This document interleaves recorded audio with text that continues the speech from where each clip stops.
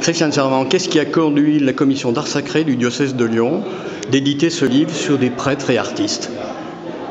Eh bien, c'est Violaine Savereux qui est la responsable de la commission d'art sacré qui, au cours de ses visites d'église, de ses recherches, a commencé à inventorier 1, 2, 3 prêtres artistes.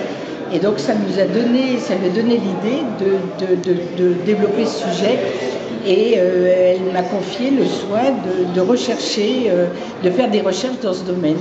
Donc on est très vite arrivé, enfin pas très vite, mais enfin on est arrivé, on en a trouvé une bonne quinzaine qui étaient des prêtres artistes uniquement du diocèse de Lyon et qui ont vécu au XXe et aussi maintenant au XXIe siècle bien évidemment. Donc on a limité nos recherches à ces données. Voilà, et après, donc, on a rencontré pas mal d'informations sur des prêtres artistes, mais qui étaient musiciens. C'était un peu moins notre vocation à la commission d'art sacré, donc on connaissait moins le sujet. On a fait appel à Clément Perrier, qui est organiste, qui est un jeune organiste et qui a, lui, de son côté, étudier et tous ces prêtres musiciens. Alors on parlera avec Clément Perrier quand on parlera de ces musiciens dont un certain nombre qu'on connaît bien puisque c'est des chants d'église qu'on reprend assez régulièrement. Exactement. Du côté des peintres et des plasticiens, qu'est-ce qui ressort un petit peu de leur iconographie?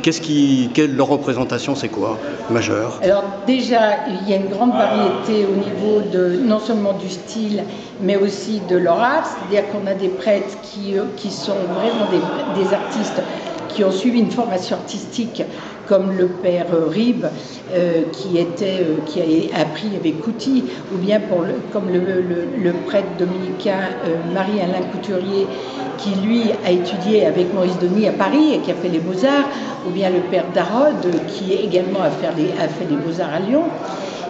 Et puis on a d'autres prêtres qui font plutôt de l'art populaire, on dira, comme le père Cognet, qui lui est un peu notre facteur cheval et a bâti à Saint-Jean-de-Toulas, à côté de Lyon, sur la route de Saint-Étienne, est un peu de bâtisseur. Il a créé des bâtiments, une sacristie, un monument aux morts, et tout ça décoré de mosaïques. Dans le même village, 100 ans plus tard, il y a eu un autre prêtre qui est mort il n'y a pas très longtemps, finalement au début des années 2000, qui s'appelait le père Bréchet et qui lui a fait de la sculpture, il a fait de l'arte povera. Il ramassait dans la campagne des sarments de vignes, des bouts de bois, il en a fait des très jolies sculptures. Ces œuvres, elles nous parlent encore aujourd'hui? Comment? Est-ce que ces œuvres nous parlent aujourd'hui? Ah oui, bien sûr, parce qu'elles sont faites avec énormément de sincérité. Bien sûr qu'elles nous parlent, et ce sont à la fois leurs œuvres et les hommes qui les ont fait qui nous parlent, parce que ces hommes, ils ont une double vocation.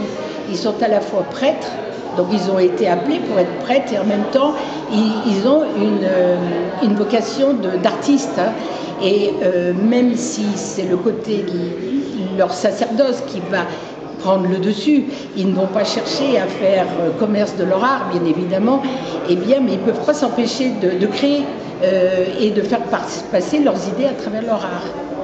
Leurs idées et leur foi? Bien sûr, et leur foi aussi. Mais il y en a certains, la plupart font quand même une œuvre religieuse à travers des vitraux, à travers des chemins de croix, à travers des tableaux, mais il y en a qui ont une œuvre tout à fait abstraite. Hein.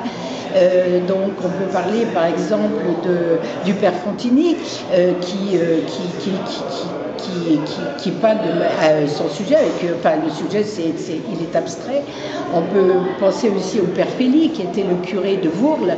Et le père Félix, lui, a fait des tableaux de chevalet, a fait des huiles sur toile représentant des paysages, des très beaux bouquets de fleurs. Il n'a pas beaucoup peint d'œuvres religieuses, mais il a fait passer sa foi à travers son amour de la nature.